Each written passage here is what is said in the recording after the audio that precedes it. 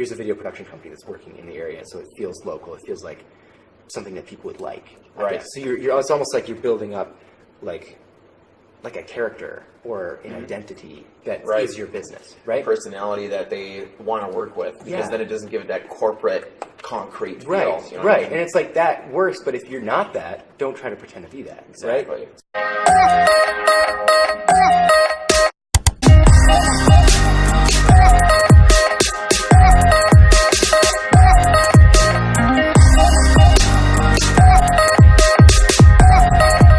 Awesome. So I'm here with Jeff Johnson, the one and the only. No, that's not true. My dad's name is Jeff Johnson. Oh, the younger, as I read on your website. There are many Jeff Johnsons out there. Not all of them good. Not all of them good. Some of the Jeff Johnsons out there are making a bad name for the rest of us. So. Oh, jeez. Well, it's a good thing that you're one of the good ones. At least I think you are. I try to be. I was trying to stay on the good side. Yeah. Awesome. So you got to kind of just talk about yourself a little bit, or? This past summer, I started my own videography company. It's called Ocular Proof Productions. The other Jeff Johnson, my dad, helped me name it.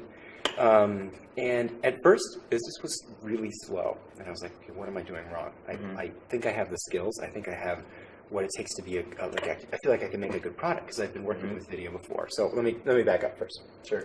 I started videography when I was much younger, when I was in high school. I was probably 15 when I got my first camera.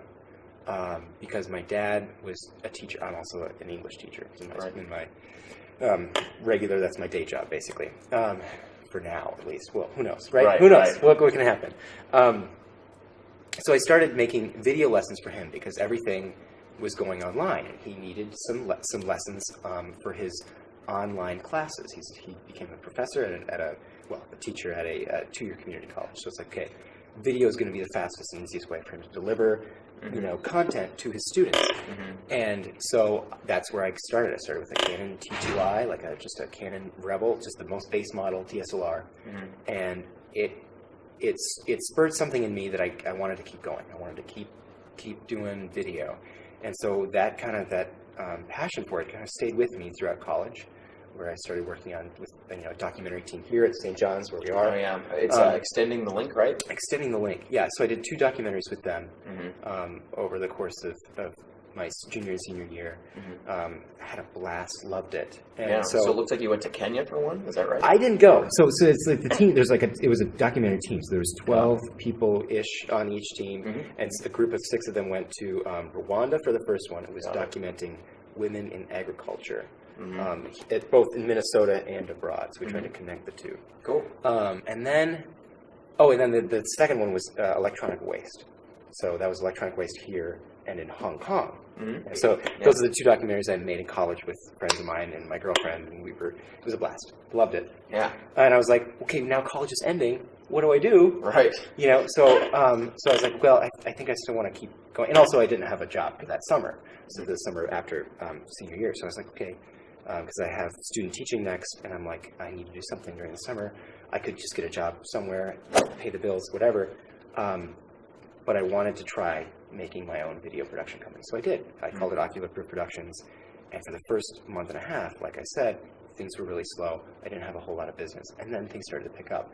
Part of it was using getting some online stuff going, getting a website up, just add some credibility, so that I could have something to show, and I had a way to link to my YouTube videos and show people what I worked on. Show them the work that you have done. I actually build websites, and I can just tell you that your website is awesome. Okay, well, it's Squarespace.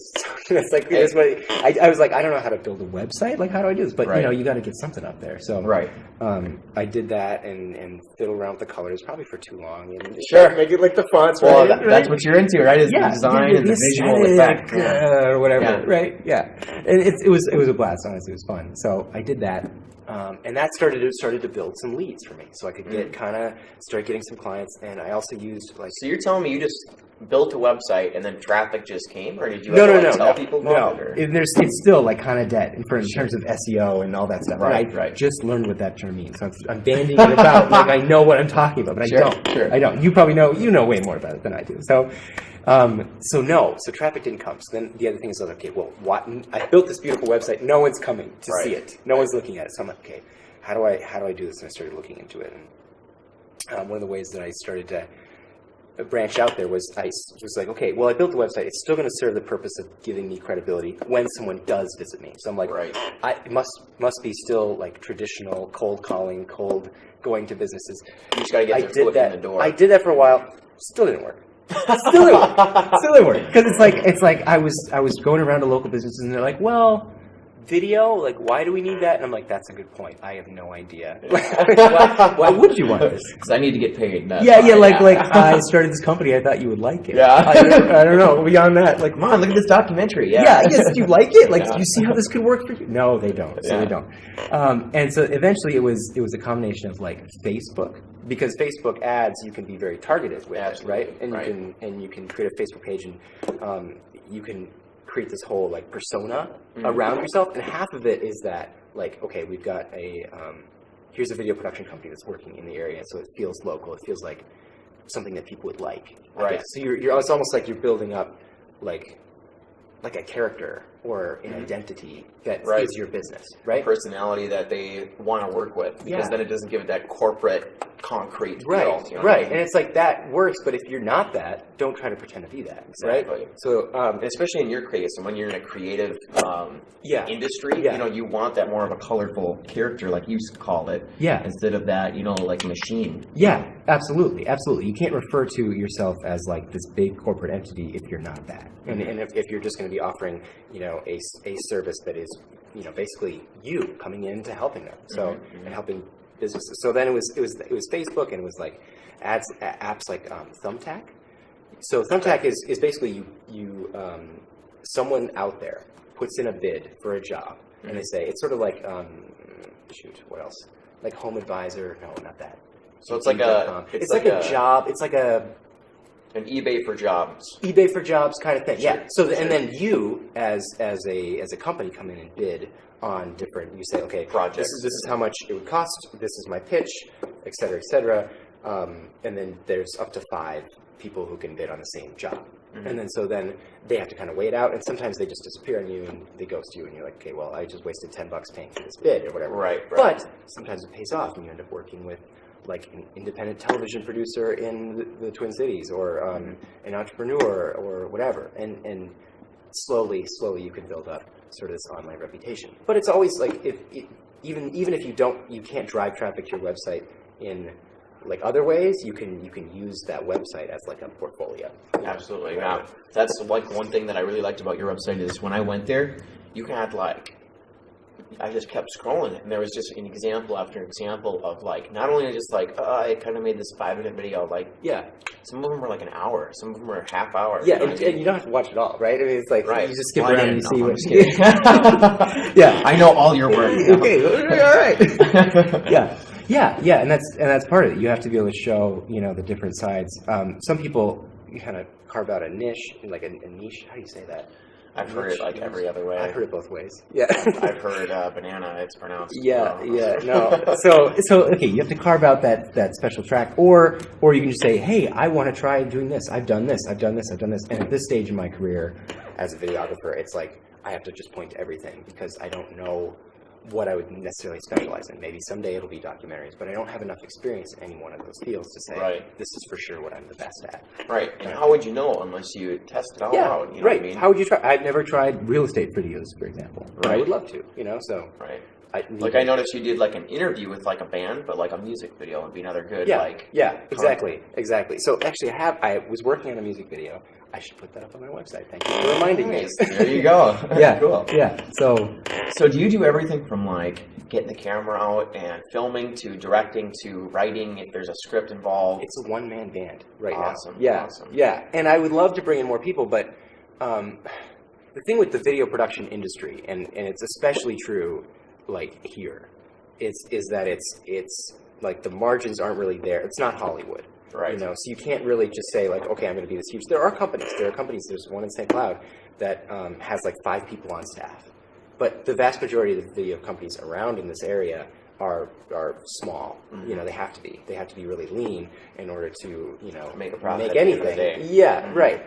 Right. And for people to pay for them, because it's a value based proposition. Whenever you enter into like a meeting with any business, it's always like, okay, what is this product going to do for you? What is this video going to do for your company? And if they can't think of that, or if your price is too high, it's like, yeah, we love that, but your pricing is not going to make it feasible here. Right. So it's all about that margin, right? At the end of the day, whether or not they're going to hire you. And like what I found in my industry is actually those margins and those price points change according to the exact client. Yes. So client A might be able to pay you 10x what it costs you.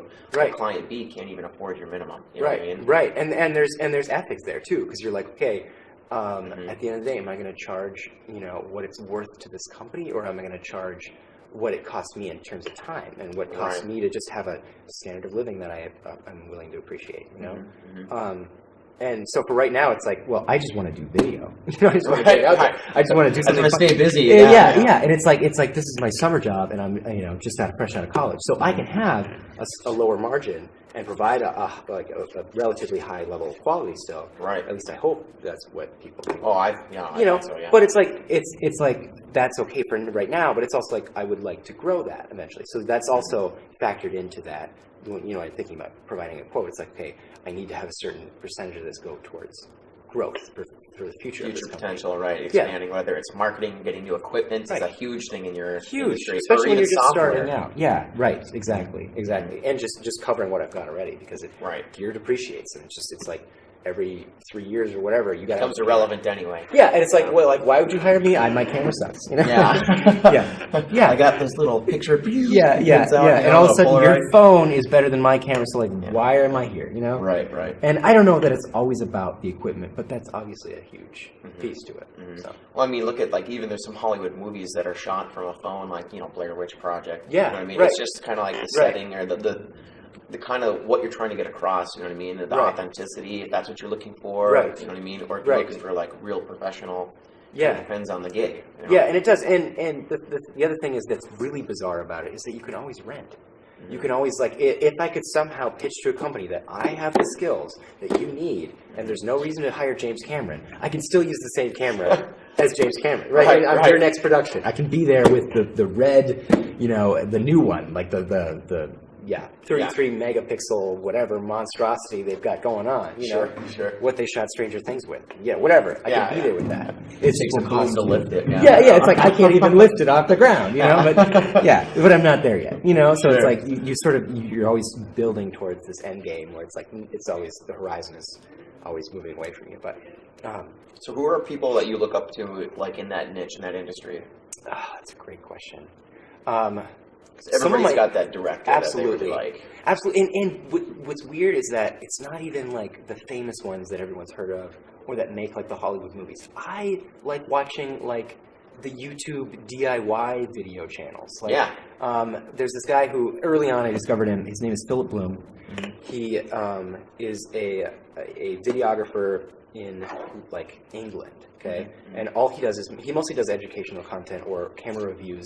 I get addicted to the gear, camera review videos or whatever. But he's got this accent. He's kind of pretentious and like. Sure. I just got addicted. I was just watching him. Every video he got out there on YouTube. I was like, I had to watch it. Right. Because just his style and everything about it, and I was like, that's someone I could aspire to be someday, or something I can use bits and pieces of what he's done to kind of build my own thing. And even mirror, you know what I mean? Because I look at, content that I like on whether it's YouTube, Facebook, or even a businessman, like Steve Jobs, the way, I don't like how he managed people, but I like the he was vision a visionary. That he had. Yeah. Exactly. And I try to emulate that when I'm building my own career. You know what I mean? And you can do that too with whether it's video or a teacher can do that. You know what I mean? Absolutely. Yeah, and then all of a sudden there's always that nagging feeling in the back of your mind, like, oh, maybe I could be that person for someone else someday. Sure. Right. No, but it's or not. If the fame is not your thing, it's like that's fine too. But you can always develop a small audience on YouTube or something, and just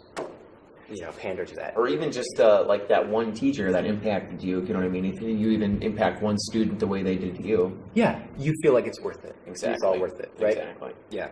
What's one piece of advice you can give to aspiring videographers of how they can maybe get started?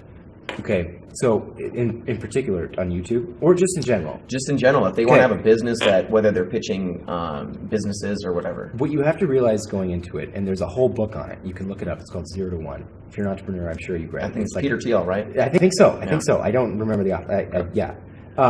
That is the hardest number to get to, from 0 to 1. And it's not just economics. It's not just, like money, how we always think of money. Right. It's any product, any like for YouTube in particular, it's that first subscriber.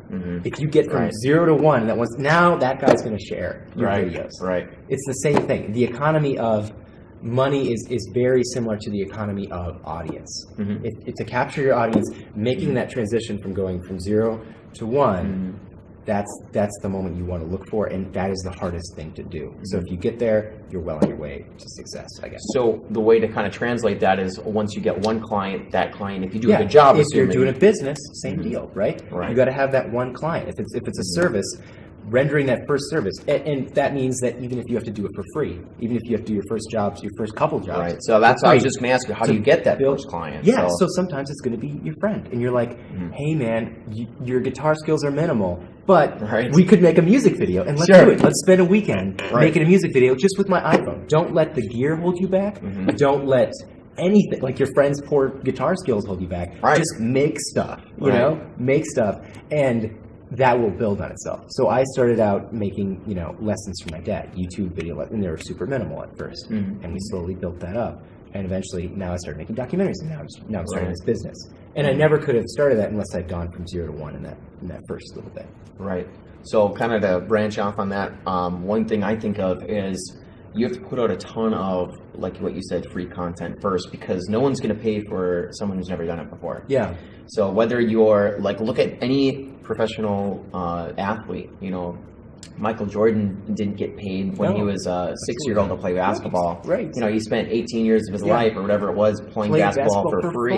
For fun. Yeah, because he enjoyed it. Yeah, absolutely. And you're never going to make money on something you don't love, I feel like. I mean, you might just by sheer luck, but you're not going to be happy about it, Yeah, and it's a lot more sustainable because, someday when you're old, you're going to look back and you're going to smile and you're going to think, it's not work if you enjoy it, right? Yeah, right. That's the idea. So. Cool. So what's one thing that they can reach out to you on? Is it your Facebook? Facebook. You can check out my website, www.oculaproofproductions.com. That should bring you there. I'll put a link too. So yeah, that's it, basically. Awesome. Well, thanks a lot, Jeff. Thank you. I appreciate it. Yeah. So.